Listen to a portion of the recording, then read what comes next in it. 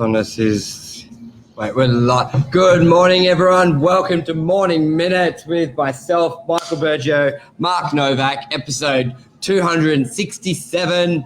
Has the fear left us? We had a big auction on the weekend. Yeah.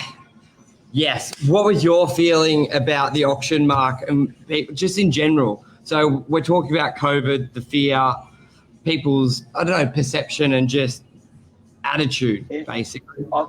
I reckon people have health-wise, no. Like health-wise, people are very conscious, very respectful, wearing masks, social distancing, sanitizing, recording details where they should. Health-wise, no. But economy-wise and confidence in the economy-wise, certainly property. Like, how was that auction on Saturday, 56 Cook Street? You can check it out on our social media account, the live auction. But how was it, Michael?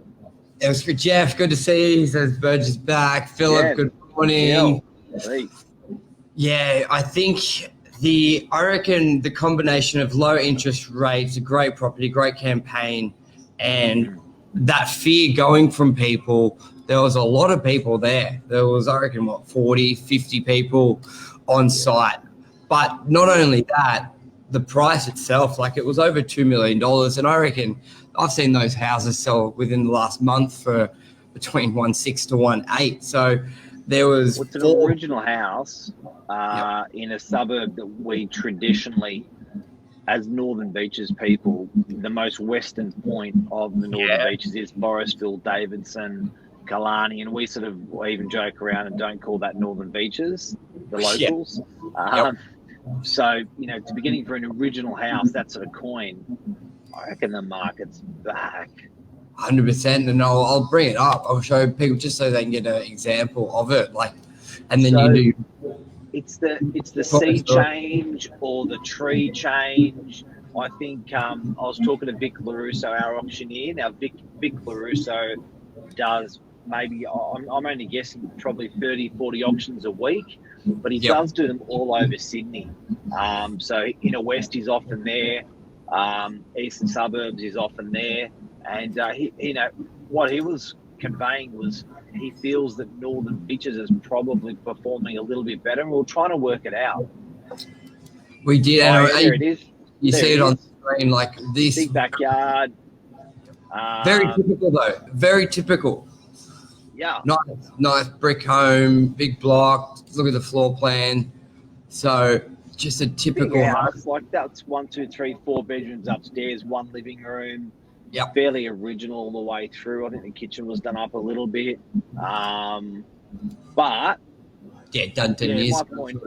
My point is it's I reckon, it's interesting. I think that sea change people are really hunting for now more than ever. And they're saying they don't have to move to the city more than ever. Yeah, there was more than ever. It was on, I think Lisa posted something to do with that on Channel 9. Channel 9 had something about people coming to the Northern Beaches. So I think there's a very big shift sentiment-wise you've got, I read an article, I forget, it was on LinkedIn, but it was basically about many levers the government have to stimulate the economy at the moment and reducing the laws, the ones we discussed on Saturday, the accountability, what was it called? The accountability laws, basically about the application, the responsibilities coming off the banks, and it's on the applicant. You got that combination, the combination of, due to the virus and the pandemic, New South Wales doing really, really well compared to other states, and also more information out there about who's at risk and all that stuff. But we don't want to be talking about the virus, but we're more the chain reaction of, what? We didn't have people weren't scared. Yeah, and I've always, look, I was at school, I wasn't the best behaved kid. My point is that I've never really conformed hard, but in these tough times, I have felt in the last 6 months, we just got to listen to, if right or wrong, we just got to actually move together on this. And with what happened with government, I was like, okay, well, if they're going to say do this, then I'm going to do that, just because for the sake of not going against, this is, effectively like war. And in war, you can't afford to be shooting each other down. You've got to move together, sail in the right direction. Now, on the back of that, and I appreciate we're on the tail end of it, but on the back of that, well, now the government's telling the banks to be easier on lending. Like, what sort of message is that for people? If you're going to listen to the government, you're going to go forth and multiply. You're going to go, right, I'm going to go get a loan because the banks are saying it's easier to get a loan. Like, that's pretty powerful stuff. It's huge, because whenever you're in time, 100%, and whenever you're in times like this, it's almost works from the top down which direction they will go. And it could have been a direction where they don't want to push the real estate economy and they leave it as is, put up interest rates or whatever. There's always two paths they can take. And by having the restriction of those regulations is basically a message, a beacon of light saying, this is the path we're going down. We're going down a path of, we want activity, we want stimulus, we want people to be buying, we want to give money out. We know we're in a big government debt, and instead of higher taxes paying off that debt, we rather grow the economy so the debt is smaller. We want to do it that way. And there's always like a fork, which way you go. And I think that's a clear sign of which way it's going. And I believe it's coming out. It came out on Saturday, and I believe we're going to see a very strong run into Christmas. But I also think there won't really be a Christmas. I think people will be buying and selling all the way to the end, because there won't be those big overseas trips happening.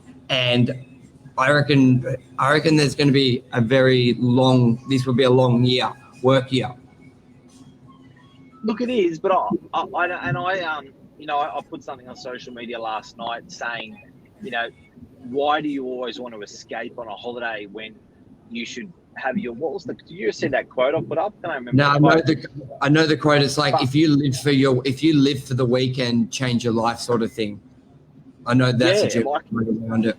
Yeah, so I think that maybe that's a little bit sobering for people as well. So rather than having to jump in a plane and escape and change your life for 4 weeks and dwell on that, instead of making the 4 weeks fantastic. And I think people have been doing that a lot lately, and that's pretty powerful. And including, improving your home as part of that. Yes, definitely. And your work and all that sort of stuff, quality life balance. Philip's saying low interest rates, stamp duty holiday until March 21, pushing sale properties high. Where's that? Like UK? Yeah, low interest rate, stamp duty holidays. You know what? The other day, Phil's from UK? Yeah, Phil's from UK. But you know what? We never heard, they were supposed to do land tax reform, weren't they? That was a big thing 3 months ago. Remember a little bit. The commercial landlords, they reviewed, but you had to put up an argument for them to have your land tax reduced. No, sorry, stamp duty reform. Have you heard any updates on that? No. See, that's another thing that's a lever. That they planted the seed 3 months ago saying stamp duty will be looked at, because we did a full show on it, and basically stamp duty is 30. The metrics they use is 30 years old. When they did the graph, the average home was like $100,000. Now it's $1 million. There's another big one, I reckon, Mark, that will be stamp duty. Mark it here, 28th of September. Stamp duty reform on top of Do you know what? The government's, what people are missing, and off the back of what you just said about stamp duty, is if our state can get highly transactional with properties, and everyone can be buying and selling double the amount, that's huge money for the coffers of government when they're clipping 4% on every $1 million transaction. Yeah, 40 grand's a big clip. Well, that's where New South Wales, from 2007, the GFC, that's where New South Wales basically came in a surplus on our budget. And as we said on Saturday's show and other shows, Mark, we need to prop up the property economy. We don't have the tourism. We don't have the immigration. We're not having a lot of factors that support our economy. So property, and there's huge money there. And that's how we were in a surplus. I believe we're just getting into, I think New South Wales was in a surplus. And a lot of that was stamp duty. We did a show and it was like, what was it, Mark? $13 billion in stamp duty collected or something along those lines. It's a big ticket. Elisa Novak says we will see double the people on the beaches over Christmas, an influx of holiday makers and out of the area buyers. Hey, it's school holidays today. Is that? I wouldn't want to be on the Pacific Highway of Sydney heading north today. Okay, so how long is school holiday? I think 2 weeks, but I reckon we're going to see unprecedented amount of travel across our states, in our states at the moment. But certainly back to what the story is, has the fear left us? Summer helps. People are like bears. They hibernate through winter periods and they come out and play during summer periods. People are definitely doing that now as winter has left us. You may have seen my Game of Thrones promo. Yes. But, winter's definitely left. And I reckon, that activity, that hive of activity, we have no idea what the hive that we're going to see happen in Sydney over the next 3 months. It's going to be fantastic for hospitality. It's going to be fantastic for local Australian travel. And it's going to be fantastic for the property market. And I do think the fear has left us.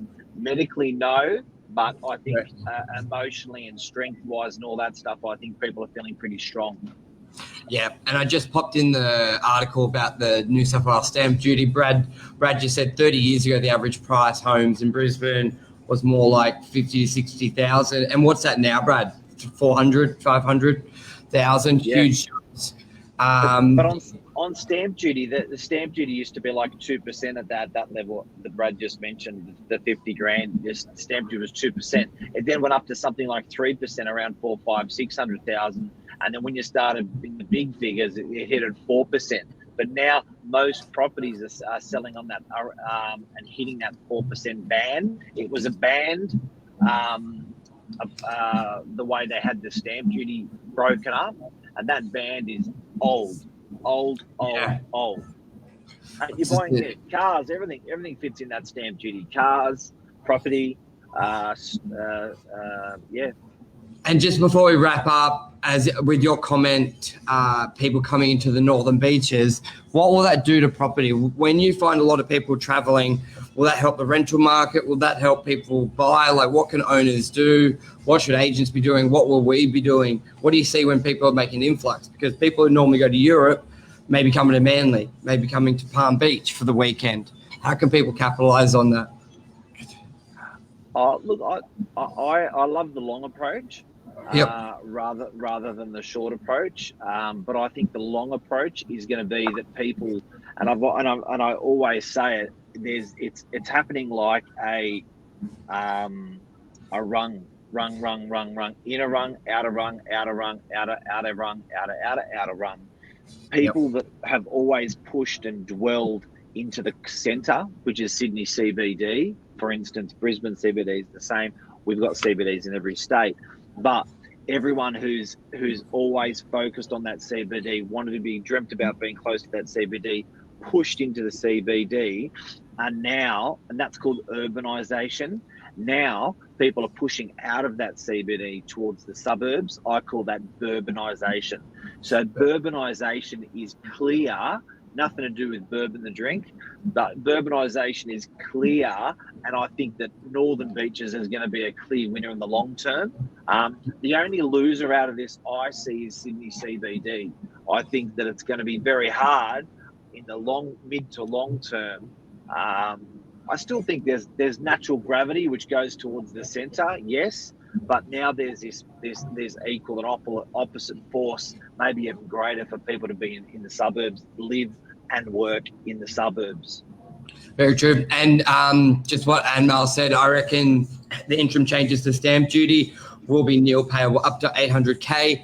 And that's a very, and I think where I sort of agree with that, because if you look at you remember that building plan incentive, no stamp duty, up to 150K of tax deductible on any work. Like there was they wanted to stimulate the people building, and also the new rules for first home buyers.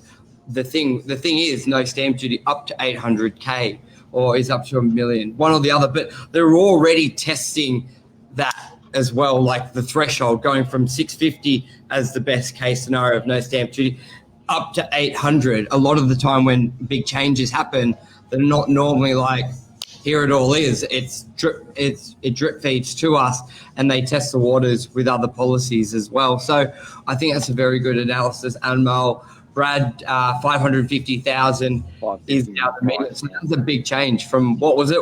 50 grand, 60, 30 years ago to 550. Very good show. Love all the comments. Thanks, guys. We love being interacting. Everyone. And it's cool we can put them up. So say something, we'll pop it up. It's great. And another thing, guys, I do think, and another thing I don't like to admit, but I reckon our government's done a pretty cool job.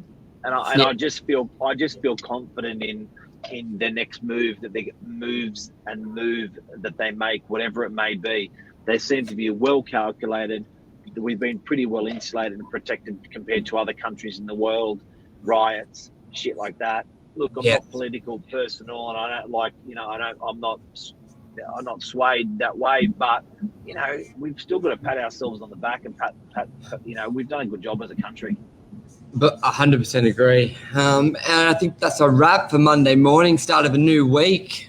Let it rip. What a great day. Beautiful weather, blue skies. Everyone have a great week. Michael, thank you. No problem. Cheers, everyone. Bye. See you, everyone. Love you. See you. Bye.